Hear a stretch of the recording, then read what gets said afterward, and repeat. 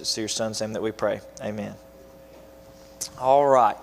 The word righteous or righteousness, we're going to get to it in just a moment. But if you'll notice, the book's kind of jumping around a little bit. You know, we've spent a little bit talking about the fruit of the Spirit, and then we kind of jumped out of it, and now we're kind of getting back to it a little bit more. So it's kind of to and fro. We're going to start off in Ecclesiastes, as you can see. We'll get to that in just a moment.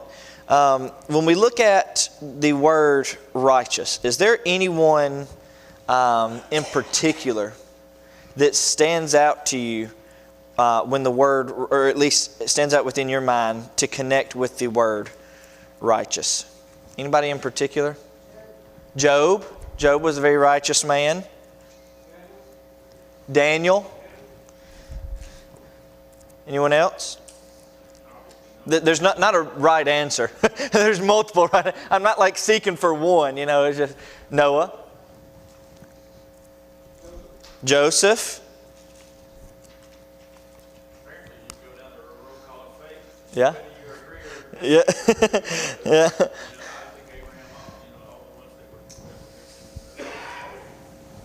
But yet, when we look at these individuals, what do we see within these individuals?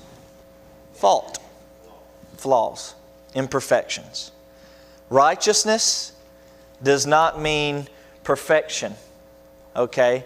But God allows for us to be righteous, and in doing so can cleanse us from our imperfections. I'm sorry? Yeah? Yeah? Yes, sir. In fact, I don't know when I'll do it, but I've been kicking around the idea of a sermon series for the past couple of months, talking about the outrageousness of some of the people that God chose to be His followers, or even His leaders. You think back, looking at the genealogies, look at the Abrahams, the Moseses, the Davids, the people who are known as the big people within Israelite history, or within Israel's history. Those three men did very horrible things, evil and wicked and vile things. Abraham was a liar, and he did some questionable things with his handmaid. Moses was a murderer. And David, as we know, was all three. I guess you could, a murderer, liar, a fornicator, however you want to put it. These men who are looked at as these high and mighty, as we might call them. In fact, in Paul's ministry and even in Jesus' ministry, they would make mention of these men in specific as being righteous individuals, being people that the nation of Israel would look back to and consider to be fathers of the faith. In fact, if you'll be reminded, what was Abraham? Abraham was the father of the faithful. He was the head of the nation, so to speak. He was the one who would produce the great offspring that could not be counted like the stars, or even counted like the grains of sand. And this man is a horrible and evil, wicked person at times. And yet he is chosen to be the father of the faithful. David was chosen as a man chosen as the king of Israel. And at the same time, the bloodline of Christ would flow through David. We've studied that here recently, about the horrible and wicked things that David did. Moses was the man chosen by God to lead his people out of Egyptian bondage, something that our children have been studying a lot about in their classes here recently. And all these people who did many great works for the Lord did some really, really horrible and evil and wicked things.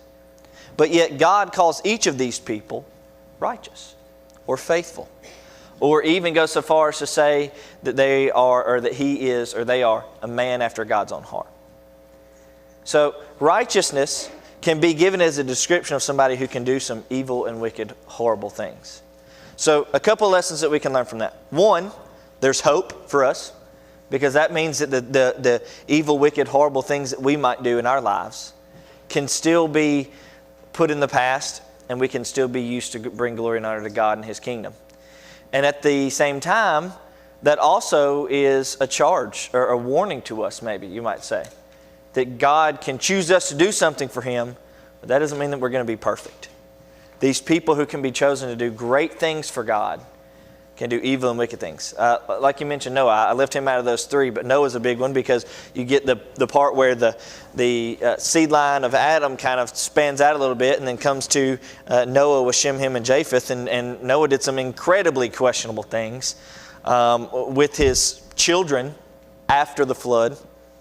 And all these people did some horrible things, but yet they still did good for God. And God still saw them as faithful and gave them descriptions such as righteous. So it should be a warning to us that we can be chosen to be God's people and still do horrible things. And it should also be something that can be a great blessing to us in realizing that even though we can do horrible things, or even though we do horrible things, we can still find forgiveness in God. We can still be cleansed from His blood. Okay, any thoughts on that little starting point before we jump into our study? What we have a tendency to do is choose our measuring sticks. Yeah. Yeah.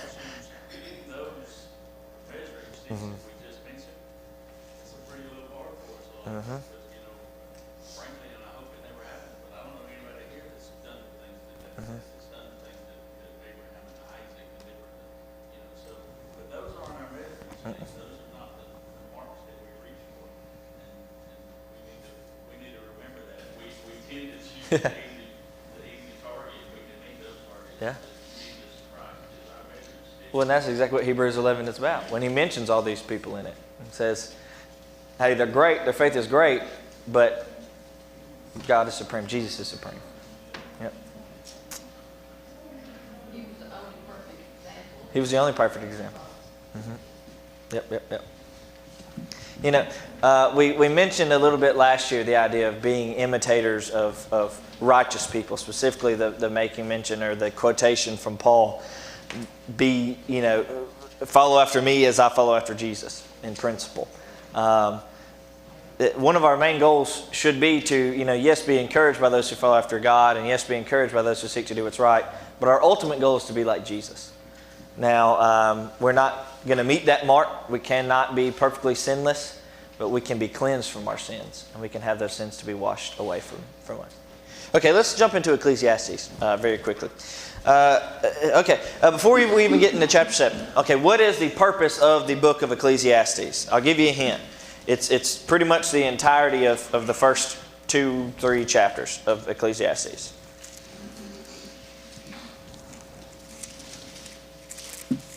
Y'all got headers in your Bibles? Vanity, there you go. Vanity. Okay, what's the purpose of Proverbs? Remember the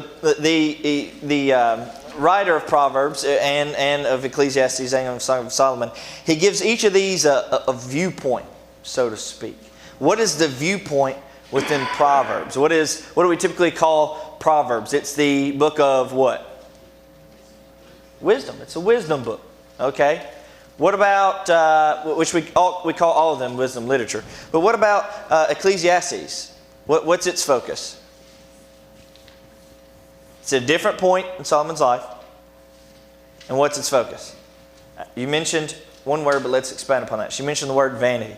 What is the message that Solomon begins to speak about these things? I've got riches, I've got gold, I've got women, I've got something to drink, plenty to drink, I've got great possessions, I've got plenty of food on my table, and what? It's all vanity and vexation. It's worthless. It is pointless. Okay? Almost sounds like a little bit of a depressing state for Solomon, but it isn't, in a sense. Because what Solomon is realizing is that even within these great things and these great possessions or these things that people place great value upon, they are absolutely pointless. Okay, does this sound familiar to any teaching that exists within the New Testament? Well, there's several different places you could look to. You could look to Jesus talking about the temple. The place that man would hold is to be high and mighty. And what did Jesus say about the temple? It's going to be destroyed. No brick will stand on top of another brick. It'll be completely leveled. Okay? And then he says it'll be rebuilt in 3 days. And they're like, what? But that's a whole different aspect of it. What about, let's see. Oh, wait, it was on my mind and then it slipped it. What about love? The principle of love that Paul introduces. He introduces all these great things. I take that back. The principle of spiritual gifts. All these great things that the early church held to be as wonderful and amazing, and these great features and these great things that God has given them. And yet he responds in the same way or a similar way, saying all of this stuff is absolutely pointless without love. Solomon is writing, especially within the first few chapters of Ecclesiastes, he's writing to say these things are good in your eyes, but they're absolutely pointless as it pertains to God. And without Him, none of this has any worth at all. Yeah, or the man that tore down his barns to build bigger. You know, and what was he called? A fool. You fool. Tonight you will die. You will go and separate. Notice what it said here in...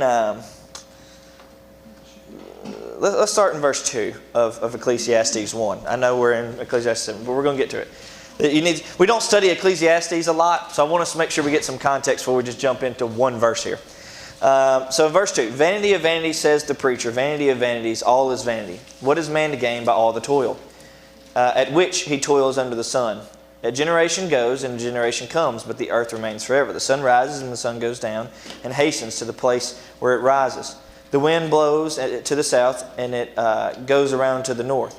It goes around and around goes the wind, and it circuits the wind's return. All the streams run to the sea, but the sea is not full. To the place where the streams flow, there they flow again. All things are full of weariness. A man cannot utter it. The eye is not satisfied with seeing, nor the ear filled with hearing. What has been is what will be, and what has been done is what will be done. And there is nothing new under the sun. Is there anything new of which it is said, see, this is new? It has already been in the ages. It has been already in the ages before us.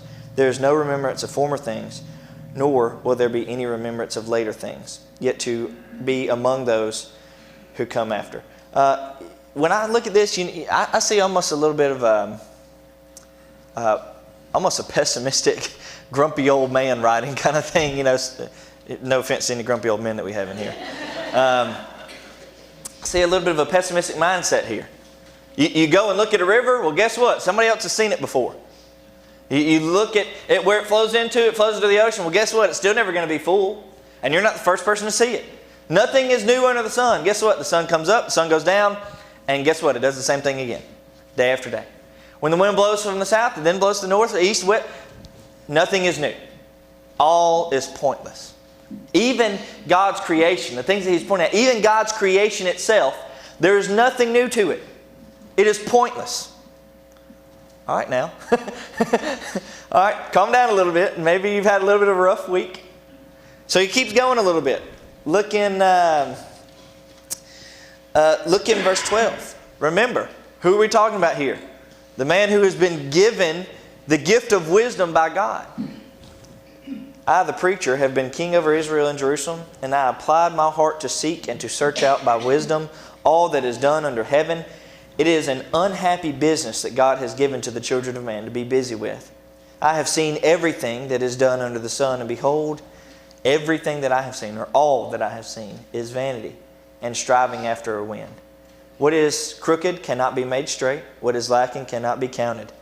I said in my heart, I have acquired great wisdom, surpassing all who were over Jerusalem before me, and my heart has great experience of wisdom and knowledge, and I applied my heart to know wisdom and to know madness and folly. I perceived that this also is but a striving after wind. For in much wisdom is much vexation, and he who increases knowledge increases sorrow. All right, this is the midlife crisis of midlife crises right here for Solomon. I've got great wisdom. I've got great power. I've seen many great things. And none of it has brought me joy. Every bit of it is pointless. The more I see, the more I am sorrowful. Or the more I view it as vanity. The more that I learn, the more knowledge that I grow, that just brings more sorrow. He has been, and in fact, he even makes mention of the fact that he has been given wisdom from above. And yet he makes mention that all of these things that he has seen and experienced is absolutely pointless. He did not use that wisdom. He did not. No, ma'am. He did not. Don't you see the tremendous contrast, almost conflict between Proverbs and But I see it as And if I do this, Then this will happen for me. This is optimistic. Proverbs is so much about cause and effect. And it is, we still study it, we should study it, because it is a good guide for living. But you almost see a young man or in the prime of your life at least, confident in everything that you do and say. There is no ambiguity with it. It's so matter of fact. Yeah. Wisdom teaching. And I see him in this older and the reality of life has set in when you write in Ecclesiastes that all these things that I just Yeah. this is kind of the reality of it. I don't even see it as really depressing and stuff. And it's just the maturity of, Yeah. and the mellowness of reality of old age and wisdom that comes with it. And not particularly just old age, it's just the fullness of life and fullness of time and having lived all those things. Considering he searched wisdom as hard as he searched Yeah. life. And that was pretty obvious. Yeah. in his choices. And that's saying a lot for him to search wisdom, because he searched plenty of folly. So, yeah. In fact, his folly was his downfall, and that was the thing that God had pointed out was going to cause for his kingdom to be removed from him. Was his heart had been drawn away by his folly. But his saving grace is like verse 18. Yeah. For in much wisdom is much grief. I don't believe if he had came to this understanding that he ended up being, Yeah. yeah. Yeah. You saw David when he probably saved his life when he said, when he realized it was him and he made the change. This may be the point of Solomon's where we may have saved his life. Yeah. Because if we look at all the things that he did, we're thinking there ain't no way he's in heaven. No. There's no way he could be justified. Yeah. Unless it's this self-awareness and the repentance that comes, as you see like in verse 18. To me, I picture Proverbs and Ecclesiastes as almost having a conversation between like a grandson and a grandfather almost. I got the whole world ahead of me. Nothing can stop me. As long as I work hard enough and put my mind to it, I'll achieve greatness. And you almost see the grandfather going, yeah. You'll learn. You'll get there. You'll learn that life isn't fair and that life isn't always fun and that hard work doesn't always get you everywhere. And even at the same time, you'll learn that the things that seem to be so important to you are absolutely pointless. And as you look back, you go, man, I wish I could have that time back. To where I wouldn't have wasted so much time on this that I thought was so important, and in retrospect, it has no value. It was but temporary in my life, and there's nothing else to it. When we look at these writings, he continues on in chapter 2. He begins to talk about these, the self-indulgence aspects of his life, some of the things that he chose to spend his time on. And then he begins in chapter 3. He begins to talk about these ideas of seasons being brought up. Now remember, in chapter 1, his writings were that of sun rises and sets in the same place at the same time every day. Nothing's new, nothing's changed. And then he writes about these other kinds of seasons. And he says, for everything there's a season, verse 1, and a time for every matter under the heaven. There's a time to be born and a time to die, a time to plant and a time to pluck up that which is planted, a time to kill and a time to heal, a time to break down and a time to build up, a time to weep and a time to laugh, a time to mourn and a time to dance, a time to cast away stones and a time to gather stones together, a time to embrace and a time to refrain from embracing, a time to seek and a time to lose, a time to keep and a time to cast away, a time to tear and a time to sow, a time to keep silent and a time to speak, a time to love and a time to hate, a time of war and also a time of peace. Okay, so you've got this wisdom literature, this wise man writing about his experiences in life and how that maybe has affected him. And he begins to talk about these different seasons. Okay, what is Solomon trying to get the point across when he's talking about these different seasons? There's multiple lessons here. But what's one lesson maybe that Solomon is trying to get across to the audience reading Ecclesiastes about these seasons?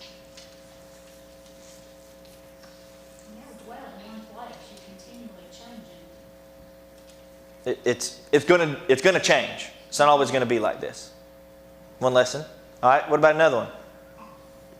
God is in control. He set these matters in place. Yeah. That's the way it's always been, and that's the way it will continue to be. When I look at this, one of the first things that comes to my mind is, if you're in a time of sorrow, or maybe in a time of war, or in a time of hate, find comfort in knowing that what follows sorrow is comfort. What follows war is peace, and what follows hate is love. Solomon's making it very clear that these things, even the emotions or the feelings or the conflicts, even those things are temporary. Now, remember, in chapter 1, one of the things that he makes mention of, or one of the things that he brings to our attention, is that the man that exists on earth lives and dies, but the earth remains the same. God's earth is continual.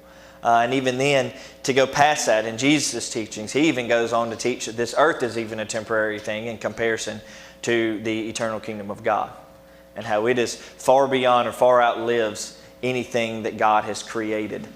His kingdom will continue for eternity. So when we look at these things, find comfort in knowing that if you're in a time of war, there's also opportunity for the time of peace. Or maybe, if you're in a time of peace, find a great idea of maybe preparation for those times of war. Or maybe you're in a time of love and of embracing, or a time of care. Be warned, kind of thing. Anybody ever notice how your life does this a lot, like a little roller coaster? Yeah, you know, you hear that guy. I heard that all the time. Life's like a roller coaster. You know, when I was 7, no, it wasn't. Man, life was great. It was fantastic. I went to school. I came home. I played outside on the playground. I played outside on the farm, and hey, life was good. But then you realize, okay, that's a little part of your life, and there's going to be times where you feel like you wake up and it's like, man, life is never good. Life is never great. I don't get to go play outside as much anymore. You know, I don't get to go to the playground as much anymore. In fact, it'd be a little weird. You might get the cops caught on you at certain points in life if you go out to the playground. You know, life's not always good, but once again, also, life is not always bad. And the things that God give us can be both good and bad. And you can find comfort in those times of sorrow, knowing that there will be times of peace and of comfort. But you can also understand that in those times of peace and comfort, to embrace them and to cherish them. Life is what, and when I look at some of the teachings along that line that Solomon teaches, is when you're in those times of comfort. You know, he's making mention of all these things that are vanity. He's looking back at the things that he sought after and sought to find, and all these things are absolutely pointless in the long run. One thing that I see in Solomon's teachings here in these seasons is, in those times of peace and of embracing, especially, let's focus just on embracing. In those times of embracing, you're hugging somebody. We'll use the analogy that is used. In those times of hugging someone, what would be Solomon's mentality that he would seek for us to have in that moment? Cherish it. Cherish it. Because there's going to be a time when you can't. Okay? How many of you know that to be true? The people who have gone before us, maybe, can't have that conversation again. You can't hug them again. You can't see them again. So take comfort in the time that you have. Okay? What does that mean as far as our daily lives? Let's examine our lives. What's pointless? You know, I dare you this week, okay? I don't even challenge you. I dare you this week. Go look at statistics about our time and how we use our time. Or even worse, if you want to make it even scarier maybe, make it more personal. Get you a little notebook, blank notebook. Write out an hour for each day. Or, you know, write out, 12, 1, 2, 3, every hour. And at the end of each hour, at the end of the day, go back and write down what you did in that hour. And then look back at what you did. That's scary, okay? That can be terrifying sometimes. The amount of time that we spend at sleep or at work, or watching TV, or commuting, or on the phone with somebody, versus the amount of time that we spend with those who we are to cherish and to love and spend our most time with, can be absolutely terrifying. We can become so distracted and so busy that we neglect the things that Solomon and God encourage us to cherish. And at the same time, as much as Jesus and as much as Solomon encouraged us to cherish those things, Jesus also challenges us to not only cherish them, but to show the love that you have towards them, towards others as well, and bringing others to Christ. So how much time are we devoting out to others? Okay, that's a whole different lesson for a whole other time. We talked a little bit about it a few months back, or a few weeks back, on the idea of hurry. But notice some of these lessons that Solomon is trying to get us to understand within this book. All is vanity. The things that we have, that we do, that we find to be so high and mighty or so wonderful and glorious, really examine them to see what great purpose or what great meaning they have in your life. Yeah. Mm-hmm. Yeah. Yeah. I was just getting there, Mr. Dale. Yeah. I think that explains Yeah. what you just said, really, in his words, but especially at the end of there, it's not that we might honor. It is the gift of God. Yeah. Well, good. Say that and say it in about 3 minutes. What gain has the worker from his toil? I have seen the business of God has given to the children, that God has given to the children of man to be busy with. He has made everything beautiful in its time. Also, He has put enmity. Excuse me. Ooh, I don't know where I got enmity from. He has put eternity into man's heart, yet so that he cannot find out what God has done from the beginning to the end. I perceive that there is nothing better for them than to be joyful and to do good as long as they live. Also, that everyone should eat and drink and take pleasure in all his toil. This is a gift. This is God's gift to man. Let's keep reading 2 more verses. I perceive that whatever God does endures forever. Nothing can be added to it, nor anything can be taken away from it. God has done it so that people fear. Before Him. That which already has been, that which is to be, already has been, and God seeks what has been. God seeks what has been given away or driven away. Excuse me. So let's look at those few verses. Let's look at verse 9 together. What gain has the worker from his toil? Verse 10. I have seen the business that God has given to the children of man to be busy with. He has made everything both beautiful in its time, but also He has put eternity into man's heart, yet so that he cannot find out what God has done from the beginning unto the end. I have perceived that there is nothing better for them than to be joyful and to do good as long as they live. Notice the first charge that Solomon gives here. What was that? Verse 12. I have perceived that there is nothing better than for them to be joyful and to do good as long as they live. So Solomon, in his great wisdom, in his great experience and his wisdom coupled together, which I guess you gain more wisdom from your experience, is writing and saying in verse 12, what? What is he saying in verse 12? Rejoice in what? In doing good towards one another. Notice also what he says. There's nothing better for them than to be joyful and do good as long as they live. Remember, one of the richest man, if not the richest man to ever live, the wisest man to ever live, one of the most powerful men to ever live, one of the most influential men to ever live. And what does he say about his influence and his power and his money and his kingdom? All that is pointless. What is not pointless? Verse 12. I perceive that there is nothing better than for them to be joyful and do good as long as they live. Be happy and do good. Okay? Does that sound familiar to any teachings in the New Testament at all? Maybe a little bit in Romans. It's very much love one another like you love yourself. Like you love yourself. And at the same time, as far as it's possible for you, do good unto others. Live with quiet and peaceful life. Yes, sir. Nobody loses. Yeah.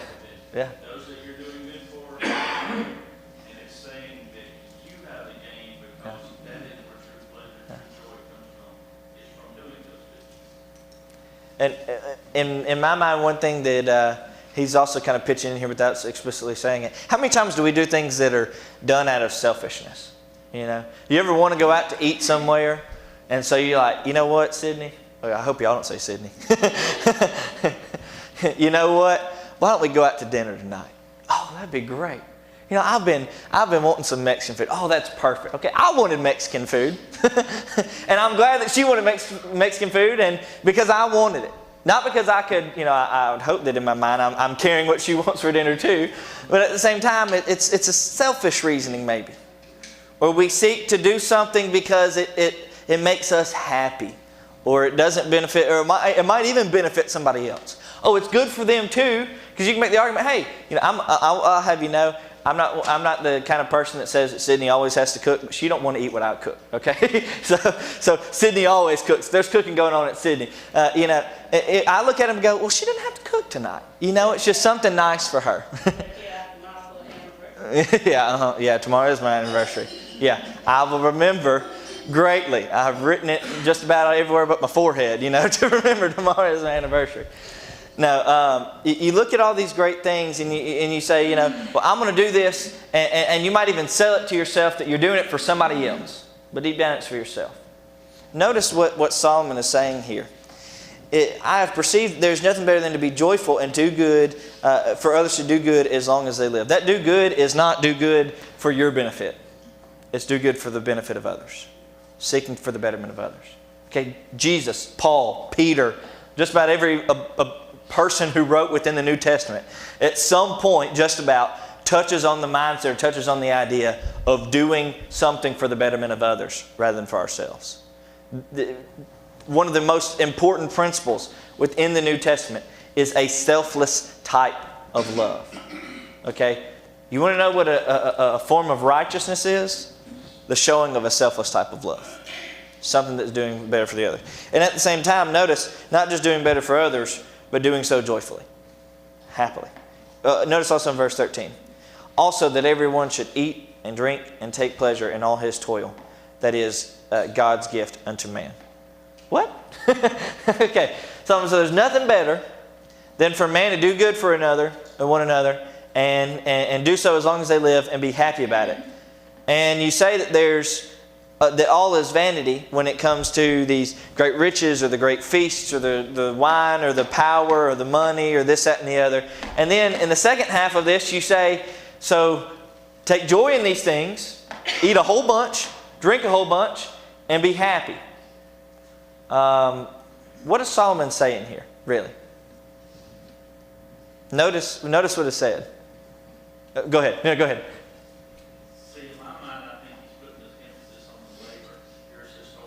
I think that's what it is. I think that's what it should be. And I think that's what he's telling us there. Because the end of it says, this is the gift of God. Giving you the ability to do this. Even up in the first of that, this is labor. It's mentioned a couple of different times. Labor is what you put into it, what it costs you to make these things happen. These rewards then come from God. Specifically, it is a gift of God. And we need to receive those joyfully, the good that we've been able to do. And He wants us to enjoy life. So much of the time, especially in the past, Christianity is all about sacrifice and suffering. It absolutely is not about sacrifice and suffering. It's about sacrifice and loving and giving and enjoying the things that God gives us. I think that verse 13 is more complementary than additional to verse 12. It's in the laboring, rejoice. It's putting however many words it is, 12 words in place of the one. You see that rejoicing or that be joyful kind of thing? I think that's what we're seeing in verse 13. That's what you take heart in, like Mr. Dell said, in the toil or in the labor. Okay. So, what does that have to do with righteousness? That's a great question, y'all. Let's jump over a chapter or two to chapter 7. You'll notice we've got one verse here from all of the writings of Ecclesiastes. One verse here that is verse 20. Let's read it and then we'll go back and give it some context. Surely there is not a righteous man on earth who does good and never sins. Let's jump to verse 15. Go back a little bit. In my vain life, I have seen everything. There is a righteous man who perishes in his righteousness. There is a wicked man who prolongs his life in his evil doing. But be not overly righteous, and do not make yourself too wise. Why should you destroy yourself? Be not overly wicked, neither be a fool. Why should you die before your time? It is good that you should take hold of this, and from that withhold not your hand. For the one who fears God shall come out from both of them. Wisdom gives strength to the wise man, more than 10 rulers who are in a city. Surely there is not a righteous man of earth who does good and never sins. Do not take heart in all things that people say, lest you hear your servant cursing you. Your heart knows that many times you yourself have cursed others. All this I have tested by wisdom. I said, I will be wise, but it was far from me. That which has been is far off, and deep and very deep. Who can find it? I turned my heart to know and to search out and to seek wisdom and the scheme of things, and to know wickedness and folly and foolishness, that is madness. And I find something more bitter than death. The woman whose heart is snares and nets, and whose hands are fetters, he who pleases God escapes her, but the sinner is taken by her. Behold, that is what I found, says the preacher, while adding one thing to another to find the scheme of things, which my soul has sought repeatedly, but I have not found. One man among thousands I have found, but a woman among all these I have not found. See, this alone I found, that God made man upright, but they have sought out many schemes. Okay, you look at the contrasts a little bit between his writings of Proverbs and Ecclesiastes. Now you're going to get introduced into some other schemes that are going to contrast within his writings of Song of Solomon. Song of Solomon is one of those, get tense books a little bit, because it's got some weird stuff in it. It's got some things when you look at it, you go, okay, what is that talking about? We don't preach it on Sunday morning because there's kids in the audience, and it might be weird kind of thing. Okay, when it boils down to it, who is Solomon writing to in the Song of Solomon? Who is it about? Okay, but who's he describing throughout the book? You know the awkward moments that he's describing? His love. Okay, who is his love? Anybody know? Oh, this is what. Oh man, y'all haven't even cracked the book of Song of Solomon yet. Then, if you don't know who his love is, it's going to open up a whole other door, and you might not want to rush home and read it. I don't know. It still is a little bit weird in some of its writings. His love is Lady Wisdom. He's writing on behalf of his perspective of seeing God's love. He is experiencing God's love, God's wisdom, and God's love, and he's personifying it in this woman that he finds great love in. So when he writes these things about her being beautiful and these wonderful and magnificent things, he is personifying wisdom itself into the form of a woman and describing her as if she was his wife. And so when you see these weirdish, kind of overly detailed moments, he's describing the intimacy that we're to have between God and us. And this intimacy that we're to have between God's love and God's wisdom in us. So when we look at this writing here, and you begin to see in chapter 7, after the occurrence of chapter 20, you begin to see, what was it? I believe it was verse 23. I might be wrong, so as I read it, I might have to go back. All this I have tested by wisdom. I said, I will be wise, but it was far from me. That which is deep is far off and very deep. Who can I find out? Solomon is writing these things and saying, even my wisdom has become vanity. Even the things that I seek after as far as gaining wisdom has become pointless. Okay, when his writings of Song of Solomon, when he's writing about Lady Wisdom, he begins to realize, yes, wisdom is vanity as long as it's man's wisdom. God's wisdom is not vanity. Okay? Read through the book of Song of Solomon in the next few weeks. I'm not going to tell you got to read it this week. Read through the book of Song of Solomon in the next few weeks. Look at some of those weird moments and maybe cringe a little bit. But understand that what Solomon is writing about is finding beauty in God's wisdom. Finding beauty in these things. In fact, what you'll even see here is in the book of Song of Solomon, you'll begin to see some moments where Lady Wisdom, as you might call her, begins to write from her perspective as well. Or at least we get to see a little bit from her perspective. So what we're seeing is we're seeing both sides of the coin. And we're seeing the wisdom being personified within someone as seen as his wife. So study Song of Solomon with that mindset, and it will change the way that you read the Song of Solomon. All right. But righteousness. It makes mention in verse 20. It says all these things are vanity. He goes back and talks about all these different tools and how he's been made a fool and the things that he sought after, including his own wisdom as he's dove into these things and studied and learned and experienced, trying to figure out his wisdom. He gets to verse 20 and he says, surely there is not a righteous man on earth who does good and never sins. Okay? Solomon, right or wrong in that instance? 100% right. There's one exception to the rule, and that was Jesus. But Jesus doesn't have to be righteous because he's God. He is righteous in his being. It's not something that is gifted to him. He is righteous in his... Man alive. Okay. Hey, man, I thought we was going to do good this morning with one verse, but I got off on Ecclesiastes a little bit. My bad. But when we look at this principle, okay, when we look at this idea that Solomon is bringing up, this is a man writing from experience, a man writing from wisdom, a man writing with great knowledge. And he says, surely there's not a righteous man on this earth who does good and never sins. Okay, Solomon hit the nail on the head there. Solomon knew this. Solomon experienced this. Solomon was this man. He was righteous. He did good things. That didn't mean he never sinned. Okay. You're going to have to say the rest of righteousness on your own. Sorry about that, guys. We'll pick up next week.